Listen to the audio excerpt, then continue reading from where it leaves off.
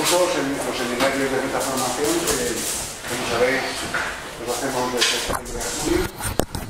Y hoy vamos a hablar de un tema que para mí de mucho interés, para nosotros los sí, y que le encargué a Matilde, que como sabéis es la psicóloga que lleva, bueno, eso lo sabéis, la psicóloga que lleva el Hospital de Día Infanto-Juvenil, que es un dispositivo que tenemos concertado con la Consejería de Educación y que permite tratar el régimen de día a los chavales que necesitan al mismo tiempo escolarización. Entonces, gracias a los esfuerzos de nuestros profesionales, hemos podido sobrevivir a una serie de dificultades que aparecen siempre cuando se juntan dos administraciones. Muy complicado sobrevivir a eso. El asunto es que Matilde ha sobrevivido. De momento. Y para mi criterio lo está haciendo muy bien. Entonces le pedí que abordara, como casi siempre hago, un tema que es un tema complejo, que es un tema sobre moral, de dónde procede la moral, y qué es la moral, y por qué entendemos que algunas cosas son buenas y otras son malas. Todos esos dilemas que para nosotros son fundamentales. Entonces le pedí que hiciera un popurrí sobre una película, que es la película de Kubrick, una novela, que es la novela de Nabokov, Lolita, y aprovechara esto para contarnos algo sobre Jonathan Haidt, que como sabéis es el que más sabe de esto del mundo, y que tiene un libro que yo os recomiendo, que se llama La mente virtuosa, que no está traducido al castellano, pero que es yo creo que es lo más moderno que hay con respecto a los temas de moral desde una perspectiva evolucionista. Aquí os dejo con Matilde. Gracias, Paco. Pues sí, Paco me encomendó hablar de Lolita. Cuando me lo dijo dije, ¿no? ¿Esto qué será? Porque sí que conocemos todos un poco las Lolita, pero nunca te metes un poco en ese tema. Y cuál fue mi sorpresa cuando empecé a leer el libro y me encantó, me gustó mucho y de hecho recomiendo que lo leáis.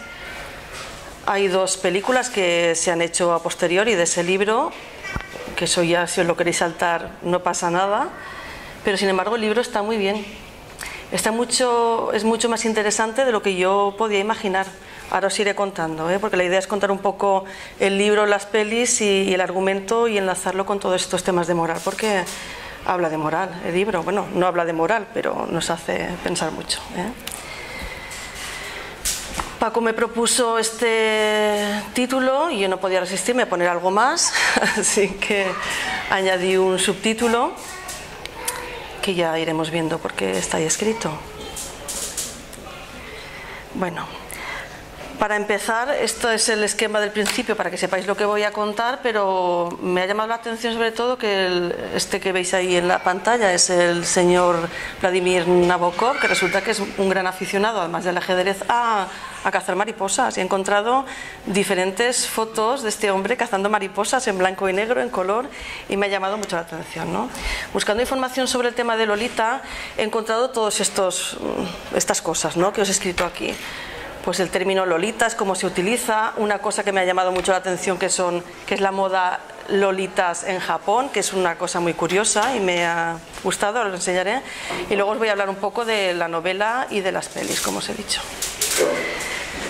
Las Lolitas, bueno, os traigo aquí una foto de Britney Spears porque, bueno, pues este de aquí es como un poco prototipo de Lolita y sin embargo esa también es ella, ¿no? Son las dos, después del paso de unos cuantos años, la misma persona. Aquella es una mujerona con el pecho ahí todo apretado y el corsé, y esta es una ninfula, ¿no?, como dice el libro, que os explicaré. Las lolitas son niñas entre 8 o 12 años. En el libro les llama, bueno, y en muchos sitios, ninfulas. Y yo quería leerles un trocito de cómo lo define aquí. Dice, ahora creo llegado el momento de introducir la siguiente idea. Hay muchachas entre los 9 y los 14 años de edad que revelan su verdadera naturaleza, que no es la humana, sino la de las ninfas, es decir, demoníaca, a ciertos fascinados peregrinos, los cuales, muy a menudo, son mucho mayores que ellas, hasta el punto de doblar, triplicar o incluso cuadriplicar su edad. Propongo designar a estas criaturas escogidas con el nombre de ninfulas. El libro va de las ninfulas. La moda lolita que os he dicho que me ha llamado la atención, he sacado algunas fotos de internet porque es muy curiosa y muy llamativa. Estas son las lolitas japonesas, que tienen varias versiones, unas más góticas y otras más dulzonas, pero que no tiene desperdicio ver las imágenes al respecto. Estas son lolitas góticas. Y esto es una lolita luchadora que he encontrado, que también era muy llamativa estas imágenes, ¿no?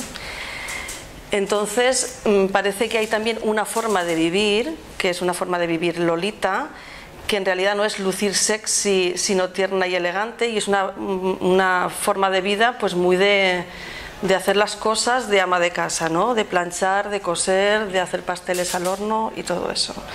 Esto todo relacionado con lo que os voy a contar después. Pero lo más interesante de todo esto de las lolitas es el contenido del libro, ¿no? Y es el que nos abre un poco la puerta a todo lo demás. A ver, este libro tenía como subtítulo Confesiones de un viudo de raza blanca, y tiene un prólogo muy curioso que, si lo lees, tal como explico ahí un poquito entrecomillado porque he sacado directamente del libro, pues es un prólogo pues muy moralista, que habla muy duro sobre el contenido. Quizás si lees el prólogo luego no te atreves a leer el libro, pero bueno, no lo hagáis, seguid leyendo, ¿eh? Se plantea como una novela autobiográfica escrita por Humbert. Humbert es el que cuenta su vida, ¿no?, en la cárcel antes de morir. Es enviada a quien hace el prólogo y lo ve todo lo que cuenta como un crimen. Sin embargo, después, cuando lees la novela o ves la película, se ve de diferente manera. Dice textualmente: si nuestro obseso narrador hubiera consultado a un psicopatólogo competente, no habría ocurrido el desastre, ¿no? Y frases del estilo, que encierra una lección general. Bueno,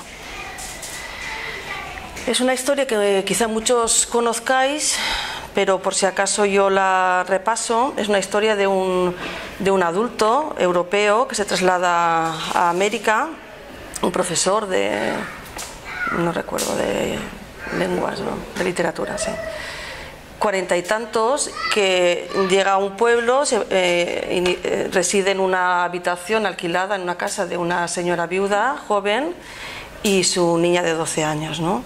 Y a partir de ahí sale todo el resto de película, porque en cuanto ve a la niña se queda prendado de ella y bueno, van ocurriendo muchas cosas, en el sentido de que la niña es una niña dulce, seductora y además problemática con la madre. La mandan a un internado, él aprovecha para casarse con la madre y estar cerca de su Lolita. Bueno, luego lo he expuesto en imágenes en un breve recorrido para que lo entendáis un poco mejor, ¿no?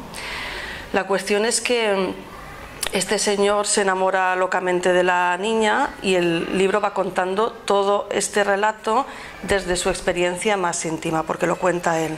Él escribía un diario y a partir de ahí sale todo.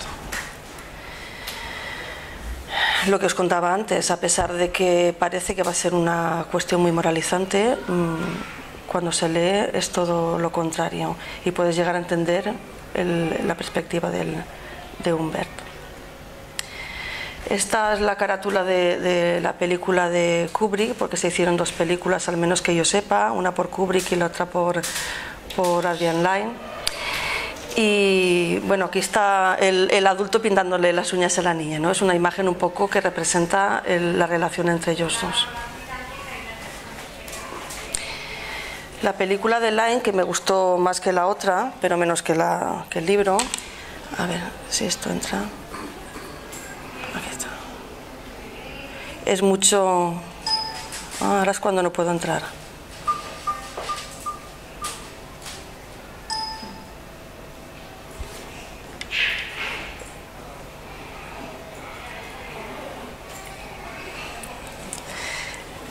Creo que no tengo el ordenador conectado a internet. Lo he cambiado, sí.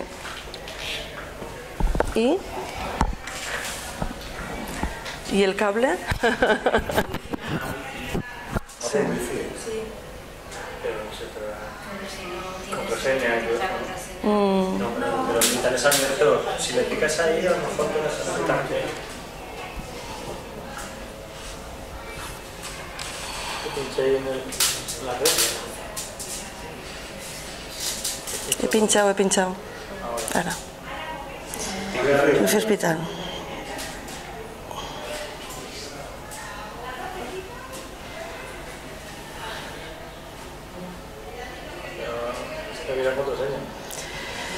No me ha pedido nada. Ahí pone que está protegido, ¿eh? Sin acceso a internet. Pues es que quiero que lo veáis. ¿Sí? Sí. Se le pone que está protegida.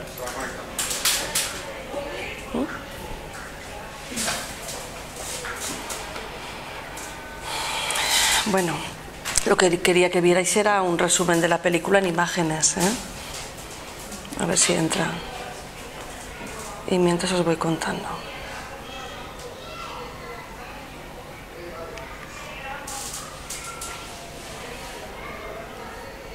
Es que no puedo tirar adelante.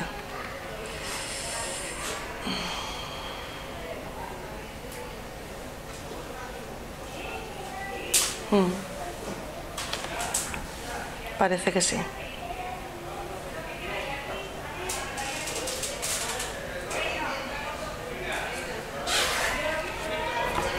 Ahora sí. Parece que...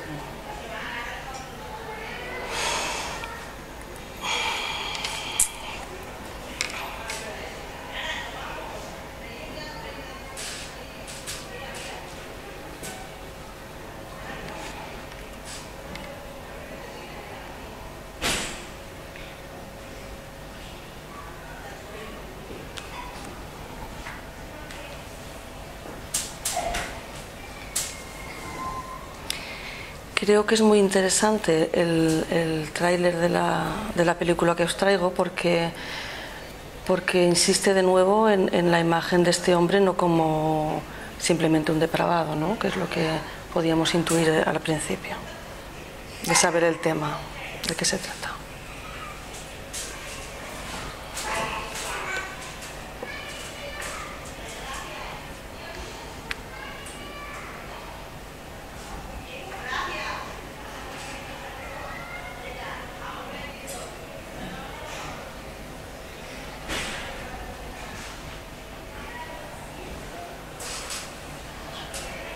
¿Ya os estáis trabajando la paciencia? No se puede. Sí. Bueno, pues era muy chulo. Y ya lo miraréis si lo encontráis. Bueno. La cuestión es que como este señor es un adulto, la niña tiene 12 años, se casa con la viuda, hace de padre de la niña, pero acaba pues teniendo relaciones sexuales con ella. Hay muchos temas que te acuden a la mente cuando sigues el argumento, tanto de la película como del libro, ¿no? Todos estos temas son los que a mí me han ido, no sé, llamando la atención, ¿no? Y os voy a ir contando pues lo que pueda hasta que se nos termine el tiempo, porque igual al final hay más cosas que contar de las que da tiempo, ¿no? Aunque en realidad Humbert no es el padre biológico de esta niña, ¿no?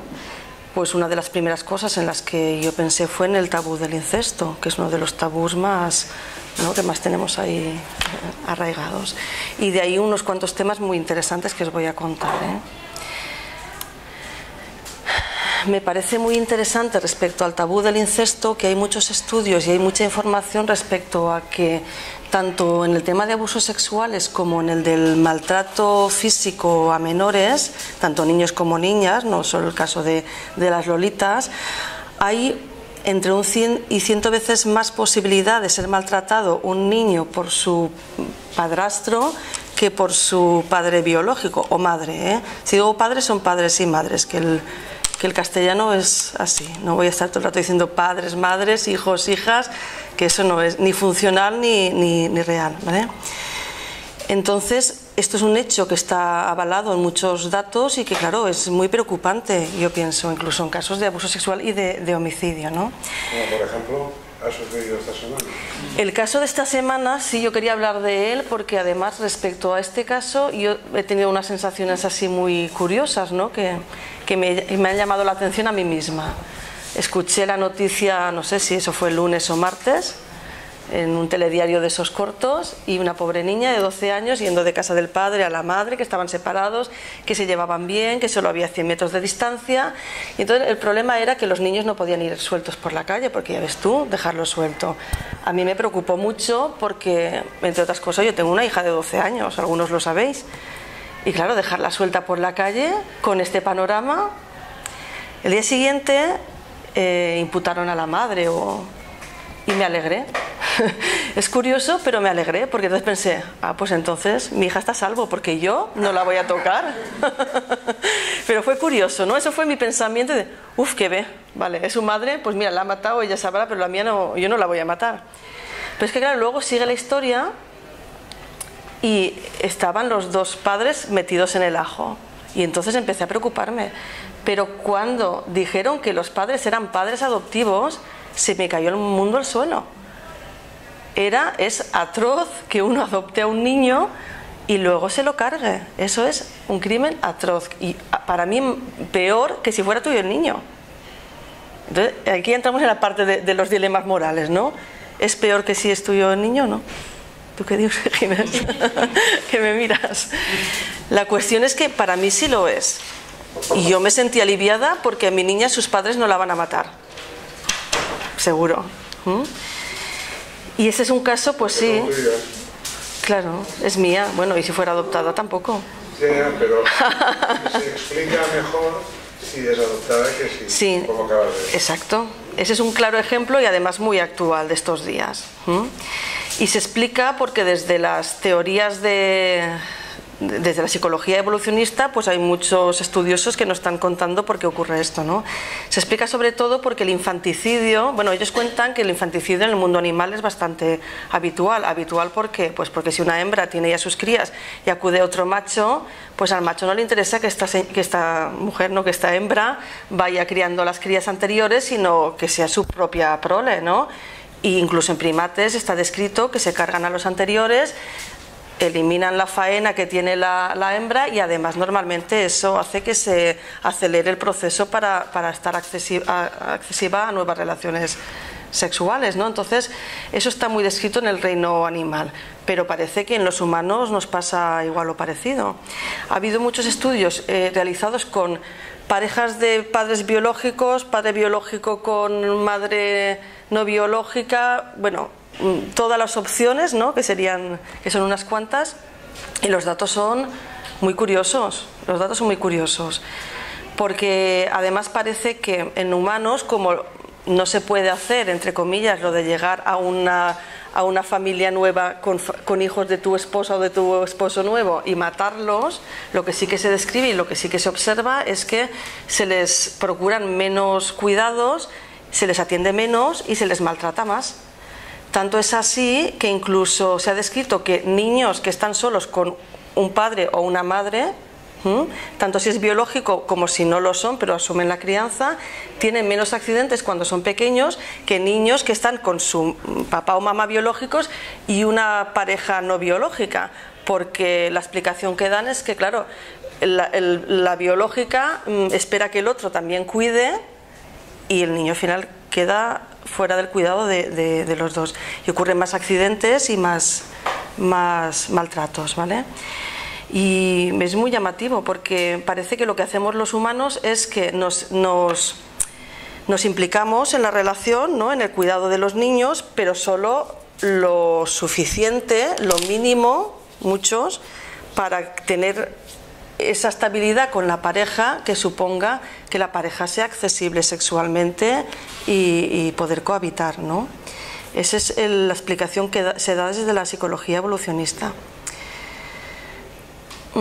Además de esto, la psicología evolucionista también nos habla de algo que ellos llaman el efecto, no sé cómo se pronuncia, Westermarck, que explica que cuando personas, aunque no sean con relación biológica, se están criando juntos, se produce como una repugnancia, una aversión a tener relaciones sexuales con esa persona, tanto sea entre hermanos, padres e hijos o incluso con abuelos, ¿no? Que también está descrito. Porque en realidad lo importante no es compartir la carga genética, sino el haber estado cohabitando e implicados en el cuidado unos de los otros. De hecho, se habla de que para prevenir los maltratos y los abusos sexuales era mucho más útil el tipo de familia más habitual antes, de familia extensa, en que convivían y se estaba muy relacionado con mucha más gente de la familia, tíos, abuelos, porque se iban cuidando unos a otros y se aprendían diferentes roles, que no la familia más nuclear, metida en casa y sin tantos roles observados. Lo malo es que luego tengo otro vídeo que también era interesante. Qué lástima. Sí. Sí, vale. No sé si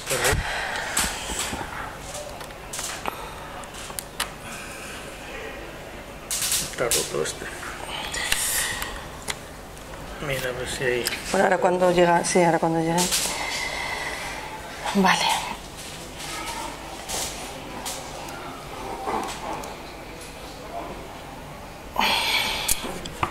¿Y qué pasa cuando ocurre al revés, ¿no? Cuando lo que ocurre es que niños que son adoptados no conocen a sus parientes y luego van en busca del padre, de los hermanos y todo eso y se encuentran? ¿Ahí qué pasaría? ¿Buscarían relaciones sexuales? Porque claro, parece que está más que descrito también que hay una especie de atracción sexual genética que se da en adopciones de gente que ha estado conviviendo con familias diferentes y que ellos cuentan, a ver si ahora sí que va el vídeo, que no lo sé, cuentan esa experiencia como algo espectacular, ¿no? Algo espectacular el encontrarse con el familiar que habían estado buscando, y describen clarísimamente que no es un amor de amigos, no es un amor de hermanos, es un amor de padre e hijos, porque también se dan relaciones así, sino que es un amor con mucho contenido sexual y con... A ver si me va, porque yo no creo. Ay.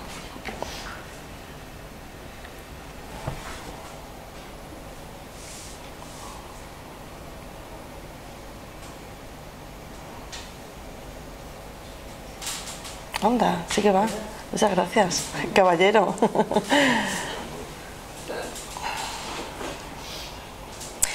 Esto voy a poneros un trozo de un programa de la noche temática, creo que es muy interesante. A ver si se carga y os lo enseño.